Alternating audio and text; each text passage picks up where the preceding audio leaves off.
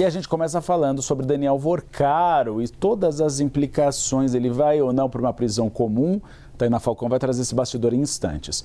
Porque o Procurador-Geral da República, Paulo Gonet Branco, se manifestou contra a concessão de prisão domiciliar ao ex-banqueiro, dono do Banco Master. A manifestação foi encaminhada pelo Procurador-Geral ao ministro André Mendonça. Está nas mãos do Mendonça agora definir para onde vai o Daniel Vorcaro. Segue em cela especial na Polícia Federal? Segue em cela comum na Polícia Federal ou vai para a Papuda? Gonet também se posicionou contra a nova versão da proposta de delação premiada de Vorcaro. Tainá Falcão trouxe ontem que essa era a tendência. Gonet sustenta, em seu parecer, que não houve fatos novos, Tainá, que justifiquem a alteração do regime domiciliar do ex-banqueiro, dono do Banco Master, desde que a segunda turma do Supremo Tribunal Federal determinou a manutenção da sua prisão. Os advogados de Daniel Vorcaro vão por outra versão. Dizem que se ele for para Papuda ou para Papudinha, há risco de morte, o que é bastante contestado pela Polícia Federal. Na avaliação de Gonet, cabe ao tribunal, ou seja, a próprio Mendonça, definir o local de cumprimento dessa prisão preventiva, levando em risco a segurança de Daniel Vorcaro. Na semana passada, ao rejeitar pela segunda vez a proposta de delação premiada, a Polícia Federal sugeriu a Mendonça que o ex-banqueiro deixe a cela especial da Superintendência da Corporação em Brasília e volte para a Polícia Federal, para um presídio federal. E aí ele tinha sido modificado de local exatamente para negociar a delação premiada. Não foi aceita, então voltaria para a prisão inicial. Vorcaro hoje está nessa sala especial da Superintendência da Polícia Federal, justamente para articular os termos da proposta de delação premiada. Agora, tem uma informação nova que a Larissa Rodrigues vai trazer. Ele é brasileiro, ele não desiste nunca. Ele vai trazer uma nova proposta de delação premiada. A Larissa Rodrigues vai trazer isso mais tarde para a gente. Como é a sala hoje de Daniel Vorcaro, Tainá? É uma sala com ar-condicionado, com banheiro, com frigobar, armários e janela para corporação. Agora, se ele vai para a Penitenciária Federal, são 9 metros quadrados.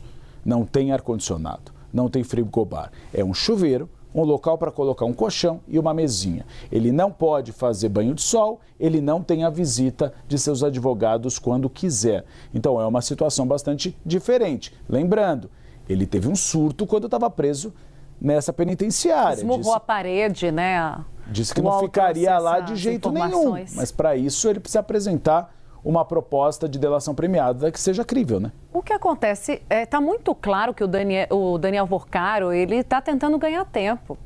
Ele está apresentando essas propostas que não têm muita substância, segundo a investigação. A defesa diz que tem fatos inéditos, mas pelo visto não são fatos tão relevantes assim, que não tenham sido encontrados, por exemplo, nos mais de 10 celulares de Daniel Vorcaro.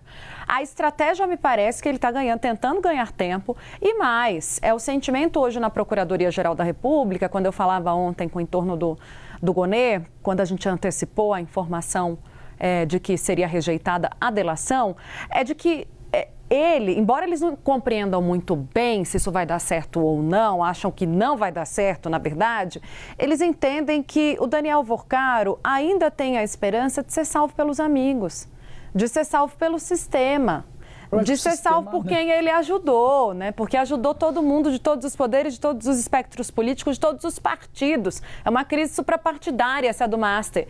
Então, há essa avaliação de que ele está, primeiro, tentando ganhar tempo. Apresenta uma proposta ruim, uma proposta melhorada, uma proposta melhorzinha para tentar ver o que cola junto com a PF e com a PGR. Eu estou falando ali do sentimento dos investigadores.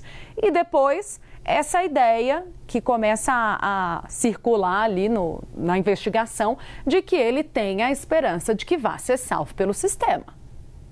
Mas o sistema também está implicado em tudo e a gente não sabe se o sistema tem força também para salvá-lo. E o sistema é todo mundo, são todos os poderes, incluindo o próprio Supremo Tribunal Federal que está com esse caso em mãos. Não é fácil, não. Eu não queria estar na pele de Daniel Vorcaro, Tainá Falcão. Por favor, né?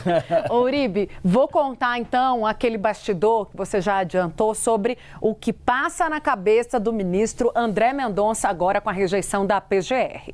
O ministro do Supremo Tribunal Federal, André Mendonça, tem avaliado com muita cautela, de ontem para hoje, o que vai fazer depois da rejeição da segunda proposta de delação premiada apresentada pelo ex-banqueiro Daniel Vorcaro. Nos bastidores, os interlocutores do magistrado me dizem que a tendência é que Vorcaro seja transferido para uma unidade prisional comum, depois da manifestação contrária da PGR ontem. No entorno de Mendonça também há o entendimento de que a permanência do Vorcaro na Superintendência da Polícia Federal, com todas essas regalias descritas agora há pouco pelo Uribe, estava ligada às tratativas para um possível acordo de colaboração premiada, o que não deve ocorrer num curto prazo. Ele vai apresentar novamente uma próxima tentativa, mas vai demorar. Até lá, onde fica Daniel Vorcaro?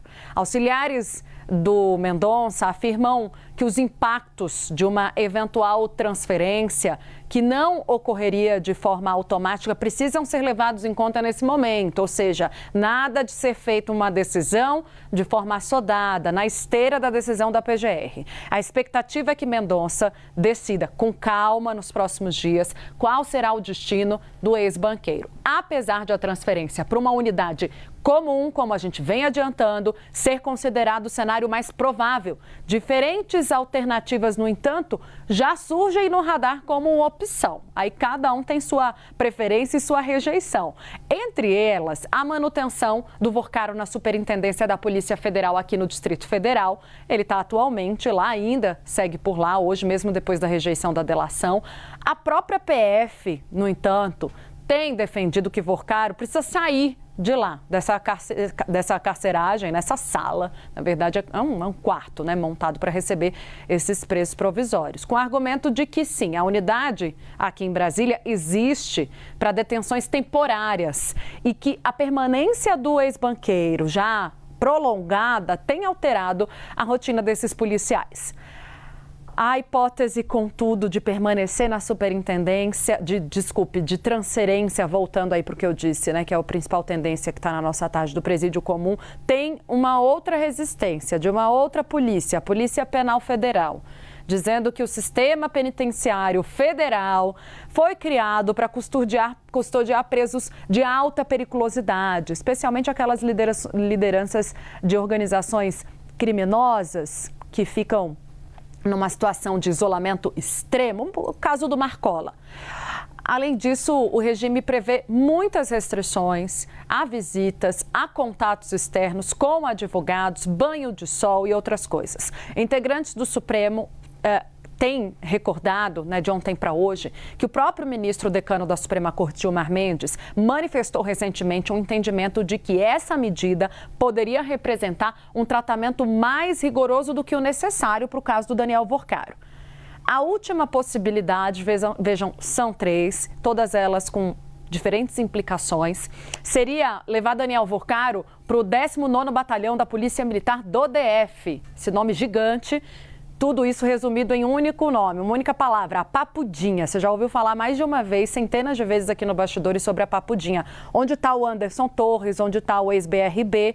Essa alternativa chegou a ser defendida pela defesa do Vorcaro, mas justamente pela presença do Paulo Henrique Costa, o ex-presidente do BRB, é que pode não ser uma opção. Então, nesse momento, é difícil pelo risco de troca de informações entre os presos, é o que eles dizem. O Paulo Henrique Costa, estando implicado lá também nessa Papudinha, poderia trocar informações com Daniel Vorcaro e a Polícia Federal. Não quer que isso aconteça.